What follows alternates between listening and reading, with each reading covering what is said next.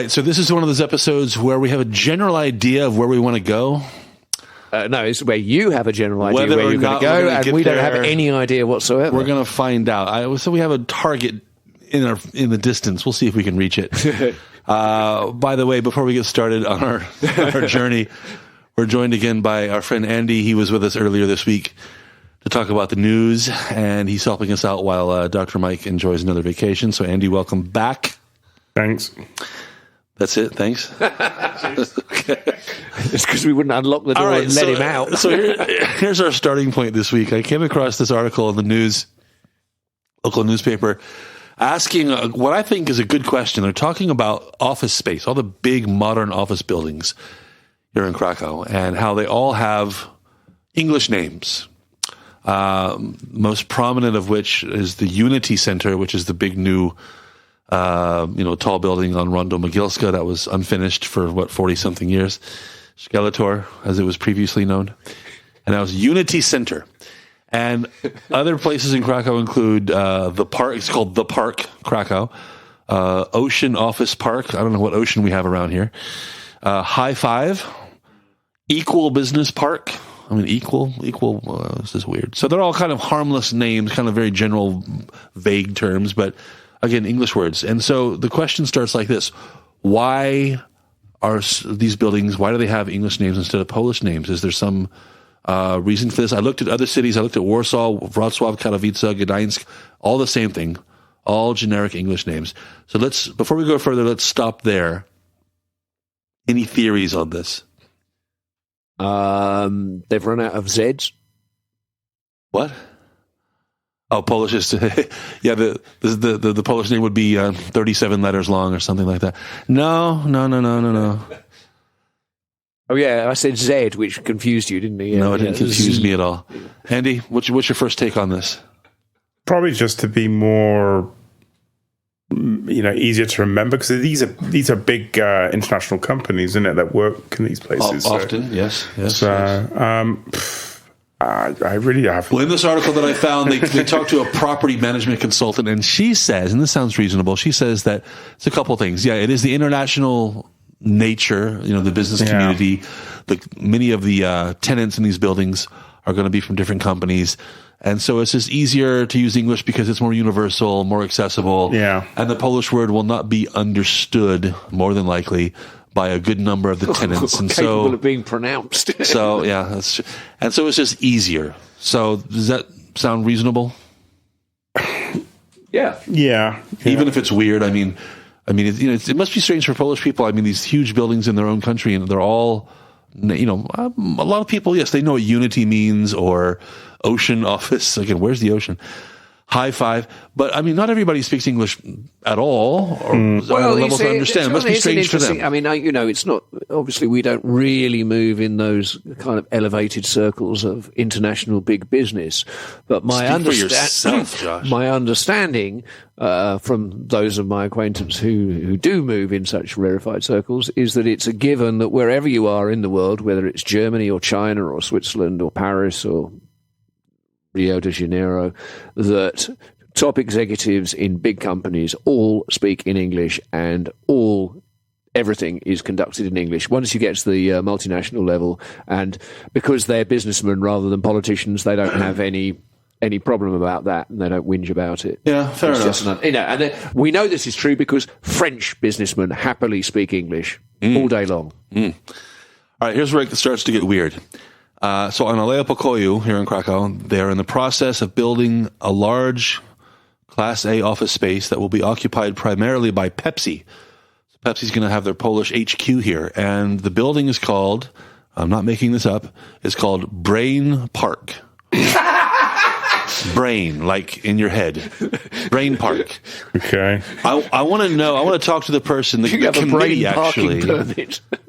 Probably, something like this has to be approved by a lot of people before it's official, right? Who thought that Brain Park would be a good idea? I'm lost for words for that. Park.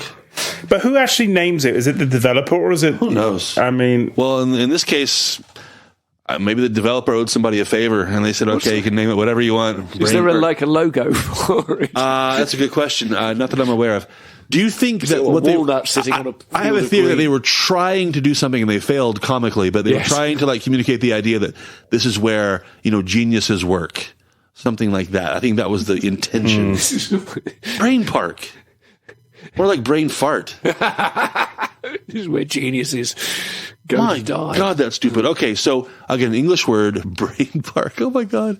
Yeah, good question about the logo. Can't wait to see that. But it's under construction now. I think it's finished in 2022 sometime, so we'll be able to check it out soon. Well, when you say brain park, I first thing that comes to mind, I think, okay, Google's going to move in there or something, some big tech company, But Pepsi, it doesn't come to mind. So yeah, good point. Yeah, what's the connection there? Brain park. I say it over and over. It just gets stupider every time I say it. Brain park. Okay. I mean, at least Unity, Ocean Center, again, even though we're God knows how far from the ocean. Okay. All right. I can live with that. But brain park is just too much for me. It's too much. All right. So let's broaden the conversation now away from offices to how English words are used in Polish in the language generally, how they just kind of appear one day. And I've got an example I want to throw out to you guys. I noticed this about 2 or 3 months ago. I bookmarked the page. There are 2 of them actually, and they use a term that I would never guess would be imported directly into Polish. The term is coming out, as into tell the world that you're gay, coming out. And I'm going to read a headline to you. This is how it appears in Polish. Piotr Tchaikovsky, I don't know who that is. Piotr Tchaikovsky, mocno przeżył gejowski coming out przed rodzicami. So, well, I mean, are they talking about the composer Tchaikovsky? No. Piotr Tchaikovsky. Because he was gay. Was he? Oh. Yeah. Oh. Well, look, Steve, you say that like I should have known. Well, yeah. I mean, he's one of the most famous composers ever. Okay, well, I know that, but this is a Polish Piotr Tchaikovsky, and it's a coincidence. The name is a coincidence. The gayness apparently is a coincidence as well. Okay, so sorry for completely derailing that whole... That's okay. Actually, I should have looked into who this guy is. He's a model. He's a model. The Polish Piotr Tchaikovsky. So he says he survived this coming out in front of his parents, and they use the word coming out. Now, surely the Polish language must have or must be able to create a term that means the same thing without using coming out in the headline. Well, that's my first question. Any idea about what that? None of us are good enough in Polish to guess what that term might be, but. Well, I mean, for my parents' generation, coming out was something that you did when you turned 18 if you were part of posh society and you were female. I mean, like entered society. In yeah, we were debutante. Yeah, okay, all right. We had no association with homosexuality. No. Well, it does now. It's kind of owned. I think actually, whichever year you came out will tell you whether you are either an 18-year-old English girl or of indeterminate age man. I have another headline which, by coincidence, contains the name of an actress that we discussed earlier this week on our news, because she was in the news for all the wrong reasons. The headline is Teraz to partner Kurdzie Szatan, who's this actress that we talked about who got fired from the Play commercials. You're doing a lot for her. I'd never heard of her. Właśnie zrobił coming out. Właśnie zrobił coming out. So he made, that's in Polish, it's expressed like he made a coming out, or he did a coming out. Again, same question. If this term wasn't borrowed from English, how would you express in Polish that someone, again, shared this with the world, that they were gay? I don't know. But apparently there's a missing word because it's easier to import the English word. Well, yeah, but I mean, I know I kind of didn't exactly answer it by just giving a counterexample, but coming out as an English expression doesn't actually, except by association, it doesn't say anything about gayness one way or the other. But it's understood to mean that, right? Yeah, but like so. It is now. Yeah, it is now. But it's not explicit in the wording. It's something that's associated with that expression. Let's throw out a lot of other examples of, again, English words popping up in places where you would think that Polish would have something sufficient to act in its place, but apparently it doesn't. We're familiar now with these places called Park and Ride, where if you live at the outer edge of the city, so to speak, the place where the tram turns around. Yeah. And it's a trend now to kind of set up a parking space where you can leave your car there. Yeah, Pentla. You can leave your car there, hop on the tram. They call it Park and Ride. Okay, park. Okay, that's universal. Ride. Why is it called Park and Ride? Why not Park i jedź? Parku i jedź. I don't know what you call it in Polish, but isn't that weird? Why ride? Is there a Polish word for commute? There must be. Sure there is. In the center of town, on Pavia Street by the mall, there's a few hotels there, and there's a dedicated lane where you're allowed to pull over and take your time. It's called Kiss and Ride. At the airport, it's called Kiss and Fly, right? Why is it Kiss and Ride and Kiss and Fly instead of Pocałuj i lataj? How do you say? What's the imperative for to fly? I think it's lataj. So it doesn't have the same ring, does it? Pocałuj i lataj. Well, I think that it's called Kiss and Fly at the airport because it's an airport, so they're trying to be more inclusive. International. Yeah. So how about Kiss and Ride in the center of town? That's at the Galeria Costco. Yeah. There's a train station there, so right next to it. Yeah, so that could be another reason why it's next to the train station. Because I know they do the announcements in English there as well. So yeah, which is just as incomprehensible as they are in Polish. But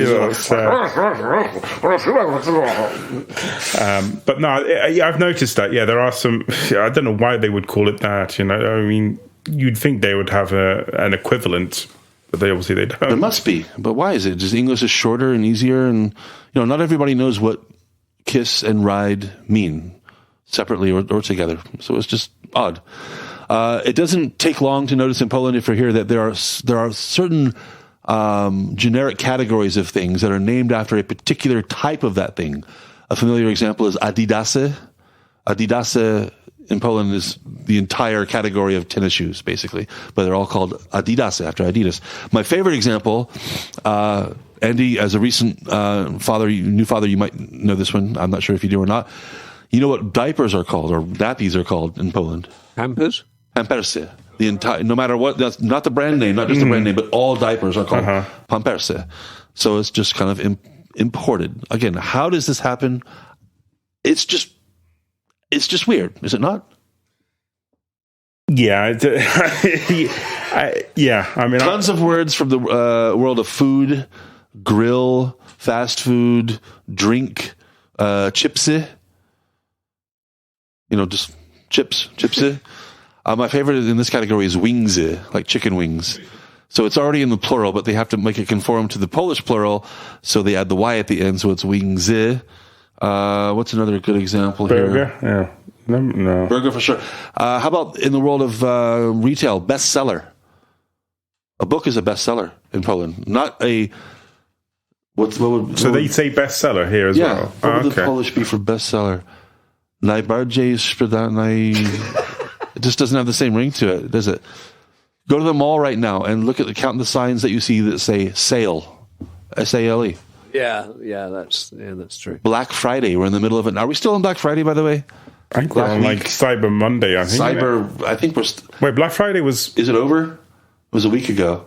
Yeah. But I thought the whole thing turned into a week now. Oh, I guess that is over. Anyway, Black Friday's another one. What else have we got here? English words that just show up. We covered food. They're all over business.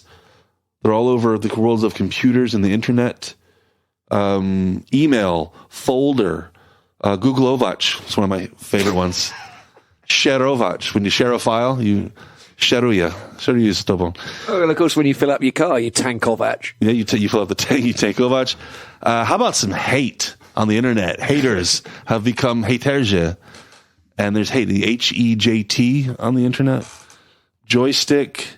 Like Ovach. Right. What do you do on Facebook? You like Ovach. Is that weird? Yeah. You like? You mean? Yeah. Okay. Yeah. I wonder, but do they say follow Ovach on Twitter? If you like Ovach on Facebook, do you follow Ovach on Twitter? Well, I mean, the standard thing you used to get was like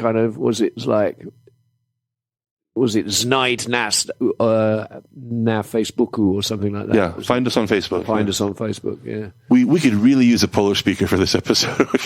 We really need somebody who speaks Polish.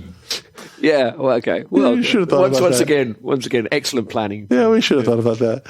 I'm looking at a list here. Babysitter. Again.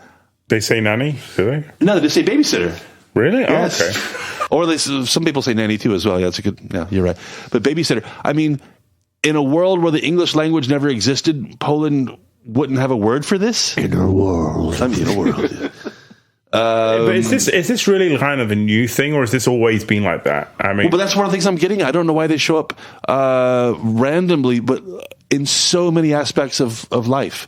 Professional life, at restaurants, on the computer, when you go to put gas in your car, it's everywhere. And I don't know how these words just show up. And if they're filling a void that Polish, again, didn't have a word for this, or if it's just easier. The internet culture kind of promotes a certain uniformity, I think, doesn't it? Well, I think, look, there's the thing, obviously, that anything that is a recent technology, there's more likelihood that the word will be kind of adopted from whatever's existing in English, or indeed actually Japanese or Chinese or whatever, regardless whenever it comes from.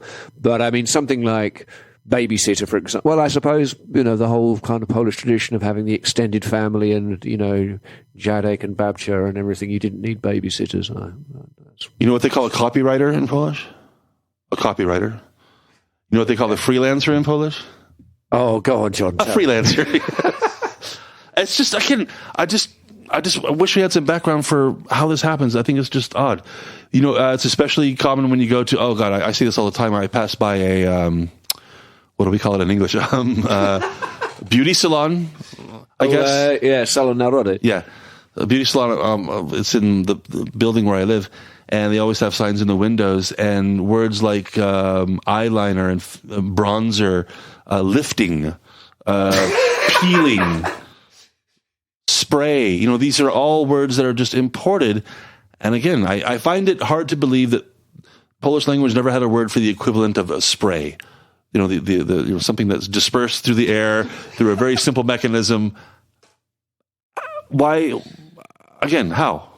I don't know. I mean, we're going into this kind of strange and murky world of like what women get up to when we don't know what they're doing. Better not to ask too many questions there. Yeah. But maybe it needs to be an international language, because if you're on holiday somewhere and you need to get your spray or your exfoliation or lift, that makes me shudder, whatever that is. Let's go to Let's go to the world of clothes and fashion. Jeans. Sveta. Now, here's one that's always confused me. I'm curious about the origins of this one. You know what a golf is? Yeah, I do. It's called a turtleneck. No, it's not a turtleneck. It's a polo neck. A turtleneck is shorter than a polo neck. Are you going to argue with me on... Yes, because I know about this. What the hell is a polo neck? A polo neck is what I frequently wear, a kind of like a light jersey where the collar comes up to just below your chin. And as opposed to what? A turtleneck, which is kind of a round collar but much lower. Steve Jobs wore turtlenecks. Okay. But they're not. I never knew Josh was a fashion expert. Okay, this is like a shirt that extends higher up your neck than other shirts do. Can we just agree on that without splitting hairs here? So a golf. That's a golf. Yeah. That's a golf. Why they call it golf, I have no idea, because that's not a golf, the sport of golf. It's not a golf-related thing. It used to be called a Trevino. Cardigan, leggings. They call them leggings here. Even like they say, my partner says to me when she gets like put on a blouse, she says to me, and I said, what do you mean put on a blouse? She's like, it's basically a shirt, but they call them blouse. So I don't know what, it's kind of the same thing. It's a bit strange, some of the words that they use for different things, for different clothing and stuff like There's that. There's a huge fashion brand. It's not exactly the right word. It's a company that facilitates exchanges between, what's the word for this? Like a middleman. Like, eBay and Allegro, they put buyers and sellers together. There's a Polish company that focuses just on clothing. You have clothes you don't want, and there's somebody else who loves your clothes. What do we call that? Not a fashion brand exactly, because they don't make clothes, but Anybody? Anyway, they bring buyers. Thanks for the help. They bring buyers and sellers together, and it's called Vinted. And I've heard they're on TV all the time. And why are you looking at me like that? Well, I don't have a TV, of course, so I've never heard of this, and I'm thinking, well, actually, what a service that puts buyers and sellers of clothes. That's interesting. Vinted. I would like to Vinted, and the VIN comes from vintage. So vintage, secondhand, basically. Yeah, secondhand, basically. Possibly even the T as well. Did I say that? VINT, yeah, vintage. And anyway, it's another example, vintage. So it's another word that we have in Polish. Yeah, even as like I've seen shops here, it's like vintage clothes. And don't they have like a word for vintage or like vintage? Yeah. I mean, but is there a word for secondhand in Polish? I mean, it's like. Well, do you know what sometimes they will say z drugiej ręką. Do you know what the German word for a classic car is? Classic car? Old timer. Really? If you go to like eBay Germany on their car section, there's like, a very, very broad search category, which is old timer. Nice one. Yeah. Do you know, I can match you on this one. Do you know what the German word for the contraceptive pill is? 9. This is absolutely true. You can look it up. It's called the anti-baby pillen. Oh my God. I swear to God. Thank you, Germany. Anti-baby. It's great. Unbelievable. Okay, so we are meandering here. I know that. But our general topic prophylactic. Is how these English words show up in so many aspects of our daily lives here in Poland. And again, is it because Polish doesn't have a word for it? Is it because of the universal monoculture we live in that promotes sameness everywhere? Is it because it's just easier and sounds better? I have no idea. I'll be curious to get your feedback. You must be delighted that Pepsi are setting up their headquarters just down the road from you. Brain Park. Kai is close enough to me. I've become more of a Coke guy. Really? I always thought you were a Pepsi. I was a Pepsi guy. I've become more of a Coke. Yeah, I don't know what happened. So it's like I used to support Manchester United, but now I support Manchester City. Well, I support whatever's on sale at Żabka, basically. That's who I support. I really don't care. That's really lame. Aren't they perfect substitutes for each other? No, they don't taste the same, do they? They don't taste the same, but close enough. Andy, you have a position on Coke and Pepsi. This is how far we've fallen today. I prefer Coke personally, but if I had if I had to choose a soft drink, it won't be either. It'll be Iron Brew because I'm part Scottish, so I prefer. I never saw the big deal about Iron Brew.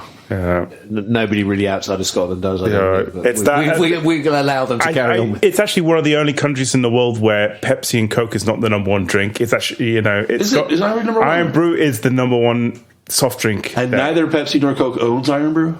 No, I don't think. No, they don't. No, it's their own company. Have you ever tried it, John? I tried it once. Yeah, I got a can here somewhere. To be honest, I can't remember what it tastes like. I do remember not being impressed. Yeah, just kind of. It wasn't bad or anything like that. Just why? No. I mean, I absolutely agree with you. I mean, I've had it more than once, but I can't say that I've ever sort of like What I really need here is root beer, American style root beer. I love root beer, and I wish we had that here. That's what I'm missing. I think I've seen it. Yeah, there's a shop in the mall. Yeah, but that's ridiculously expensive. Yeah, and it's like this generic, USA root beer. I tried it once. It's like 8 zlotys a can or something like that. So not very good. Okay, let's put this one to sleep. Finally, out of its misery. Yeah, we definitely should have had a Polish speaker for this. I'll think about that next time. So let us know what your theory is. There's going to be a follow-up. If we missed anything, any obvious examples, let us know in the comments. Like-ovach us or share-ovach this post, please. And check out all of our back episodes at our website, KrakCast.pl. And we'll catch you next time in the KrakCast. And thanks again to Andy for helping us out this week. Say something more than thank you. You put me on the spot now. Had a really great time. Really great banter. Thanks, Andy. See you next time. Bye-bye.